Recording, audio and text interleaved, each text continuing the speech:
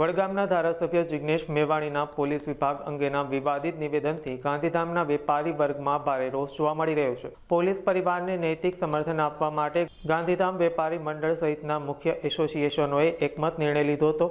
સાંજે 5 થી 6 વાગ્યા સુધી ગાંધીધામનું સમગ્ર બજાર સ્વૈચ્છિક રીતે સજ્જડ બંધ રાખવામાં આવ્યું હતું। વેપારીઓએ પોતાનો ધંધો રોજગાર બંધ રાખીને વિવાદિત નિવેદન સામે પોતાનો આક્રોશ અને પોલીસ દળ પ્રત્યેનું સમર્થન સંપૂર્ણ વ્યક્ત કર્યું હતું। नमस्कार, राजीव चंदनानी, प्रेसिडेंट गांधीधाम वेपारी मंडल।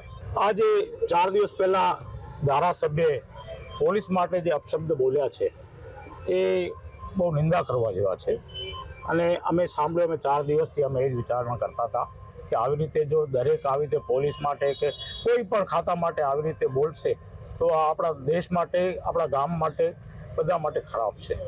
એટલે અમે આજે એનો વિરોધ કર્યો છે આખા સમસ્ત વેપારી મંડળે, ગાંધીધામ આદિપુર વેપારી મંડળે। અને પોલીસ જે પ્રજાને આટલો અમારા પડખે રહીએ છે પોલીસ, અને જો એમના માટે આવા અપશબ્દ બોલાય તો એ યોગ્ય નથી। એટલે એ માટે અમે એમના સાથે રહી, પોલીસ સાથે રહી, પોલીસે અમને કીધું નથી બંધ કરવા માટે, પણ અમે એમના સાથે રહીને 5 થી 6 વાગ્યા સુધી પૂરી સમસ્ત બજાર, નાસ્તાની રેકડી હોય કે ચાયનો ટકતો હોય કે જે પણ હોય, ટોટલી આખી ગાંધીધામ બંધ રહી છે। અમારો વેપારી મંડળ સાથે રહેશે દર વખતે પોલીસ સાથે, અને કોઈ પણ એવા અપશબ્દ બોલવા સામે વિરોધ કરશે। જય હિન્દ।